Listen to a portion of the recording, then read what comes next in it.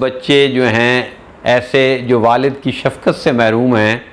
ان کی خدمت کا بیڑا جو ہے وہ اٹھایا ہے۔ پورے پاکستان میں الحمدللہ الخدمت فاؤنڈیشن کے زیر اہتمام 13,000 ایسے بچے ہیں جو آپ جیسے ہیں، جن کے سر سے والد کا سایہ جو ہے وہ نہیں ہے۔ اور الخدمت فاؤنڈیشن جماعت اسلامی پاکستان کا یہ منشور ہے کہ پاکستان کے اندر رہنے والے کسی بھی یتیم بچے کی تعلیم کے راستے میں کوئی رکاوٹ نہ آئے، اس کے لیے ہم شروع دن سے کام کر رہے ہیں۔ اور آج یہاں میرے بیٹوں اور بیٹیوں، یہاں آپ کو اکٹھا کرنے کا مقصد یہ تھا کہ کچھ عید کے حوالے سے کچھ تھوڑے سے چھوٹے سے گفٹس تھے جو ہم چاہتے تھے آپ تک پہنچائیں، اور دوسرا یہ ہے کہ ہمارا آپس میں ایک تعارف ہو، ہم ایک خاندان کی مانند ہیں۔ انشاءاللہ یہ دفتر آپ کا دفتر ہے، یہیں ہم بیٹھتے ہیں، الخدمت فاؤنڈیشن اور جماعت اسلامی کا یہ دفتر ہے۔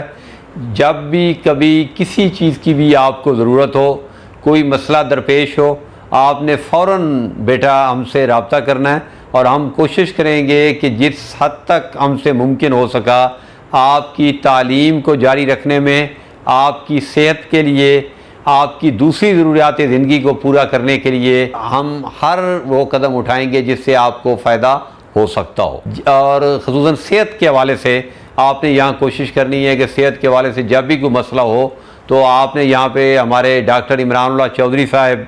یہاں پہ ہمارے نمائندہ ہیں، وہ ان سے آپ رابطہ کر سکتے ہیں، ہم سے رابطہ کر سکتے ہیں۔ وہ انشاءاللہ فری علاج کی سہولت جو ہے وہ پہلے بھی فراہم کر رہے ہیں، اور انشاءاللہ اب بھی آپ کو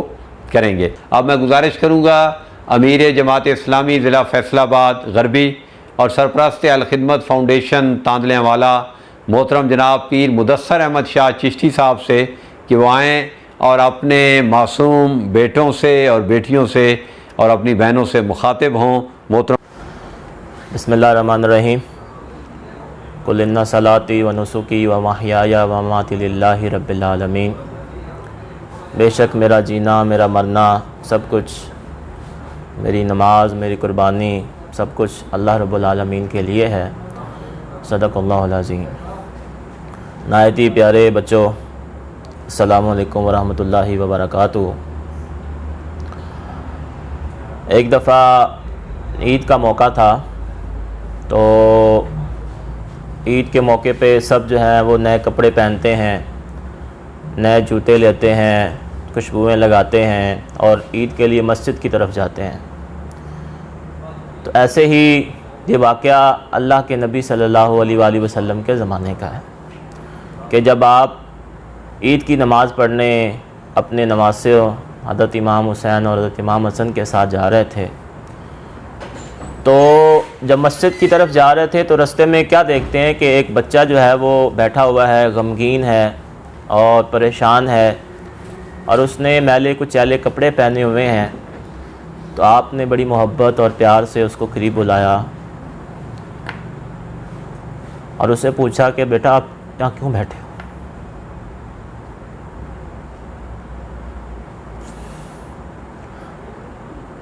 تو اس نے بتایا کہ میرے ابو فوت ہو گئے ہیں،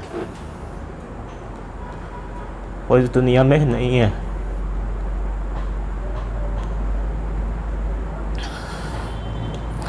تو اللہ کے پیارے نبی صلی اللہ علیہ وآلہ وسلم نے فرمایا کہ بیٹا کیا یہ اچھا نہیں لگے گا تمہیں کہ امام حسین اور حسن تمہارے بھائی ہوں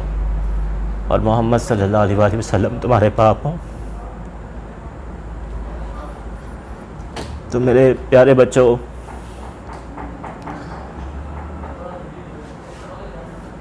اللہ کے پیارے نبی صلی اللہ علیہ وآلہ وسلم نے فرمایا کہ جو یتیم کا خیال رکھے گا تو وہ قیامت والے دن 2 انگلیوں کی طرح ایسے میرے ساتھ ہوگا۔ تو آج ہم نے آپ لوگوں کو یہاں جمع کیا اللہ کے نبی صلی اللہ علیہ وآلہ وسلم کی اس سنت کو تازہ کرنے کے لیے، اور ہم چاہتے ہیں کہ ہم اپنے اس علاقے کے جو یتیم بچے ہیں جن کے والد کا سایہ شفقت سے وہ محروم ہیں، اور جو ایک والد ان کو خوشیاں دے سکتا ہے، یقیناً ایک والد کے جانے کے بعد ان کی والدہ کے لیے بہت ساری مشکلات ہوتی ہیں، بہت ساری مشکل زندگی ہوتی ہے، تو الخدمت فاؤنڈیشن نے اس چیز کا ازالہ کرنے کے لیے پورے پاکستان کے اندر 13,000 ایسے بچے جو ہیں جن کے والد اس دنیا میں نہیں ہیں، وہ اللہ کو پیارے ہو گئے ہیں، ان کے لیے شفقت کا سایہ بنی ہے، اور ہر مہینے ان کو جو ہے وہ ان کی تعلیمی اخراجات کے لیے ان کو فیسیں بھی دیتی ہے، ان کے دیگر معاملات کے لیے بھی ان کے ساتھ معاونت کرتی ہے، اور پھر عید کے موقع پہ اوپر بھی ہر خوشی کے موقع کے اوپر، تاکہ ہمارے وہ بچے جو یتیم ہیں وہ یہ چیز محسوس نہ کریں کہ ہم یتیم ہو گئے ہیں اور ہمارے اوپر سایہ شفقت نہیں ہے، اور شاید ہم باقی جو دنیا کے بچے ہیں ہم ان سے الگ اور تھلگ ہو گئے ہیں، اور شاید ہم لوگ دنیا کے اندر اپنی تعلیم جاری نہ رکھ سکیں، ترقی نہ کر سکیں، آگے نہ بڑھ سکیں۔ تو الخدمت فاؤنڈیشن نے آپ لوگوں کی اس حوصلہ افزائی کے لیے آپ کے ساتھ معاون اور مددگار بننے کے لیے کھڑی ہوئی ہے، کیونکہ جو اللہ کی طرف سے عنایات ہوتی ہیں وہ ہر بچے کے اندر ہوتی ہیں۔ اللہ تعالیٰ کی ذات نے ہر ایک کے اندر کوئی نہ کوئی صلاحیت رکھی ہوتی ہے، وہ ضروری نہیں ہے کہ وہ کوئی غریب کا بچہ ہو، وہ کوئی امیر کا ہو، وہ کوئی یتیم ہو، وہ نہ ہو، اللہ نے ہر ایک کے اندر کوئی نہ کوئی خوبی رکھی ہوتی ہے۔ تو آپ کی انہی خوبیوں کو اجاگر کرنے کے لیے، آپ کے ان خوابوں کو پورا کرنے کے لیے الخدمت فاؤنڈیشن جو ہے وہ آپ کے ساتھ جو ہے وہ کھڑی ہوتی ہے، تاکہ آپ کی جو خوبیاں ہیں وہ ان کو پورا کیا جا سکے، آپ کے اندر جو صلاحیتیں ہیں ان کو پورا کیا جا سکے۔ اگر آپ بڑے ہو کر ڈاکٹر بننا چاہتے ہیں تو آپ کے ساتھ پوری معاونت کریں گے انشاءاللہ تعالیٰ، تاکہ آپ کے اندر ڈاکٹر بننے کے راستے کے اندر جو رکاوٹیں ہیں ان رکاوٹوں کو ہم پورا کریں، اور آپ کے انجینئر بننا چاہتے ہیں تو انشاءاللہ تعالیٰ آپ کے راستے کے اندر انجینئر بننے کے حوالے سے اگر کوئی رکاوٹ آئی تو آپ کی فیسوں کا مسئلہ ہوا، آپ کی رہنمائی کا مسئلہ ہوا، انشاءاللہ تعالیٰ ہم اس رہنمائی کو بھی پورا کریں گے اور آپ کی فیسیں بھی یہ انشاءاللہ تعالیٰ ادا کریں گے، تاکہ ہمارے یہ بچے جو یتیم ہیں اور جن کے والد کا سایہ شفقت سے محروم ہے ان کو اس بات کی کمی محسوس نہ ہو کہ دنیا کے اندر ہم شاید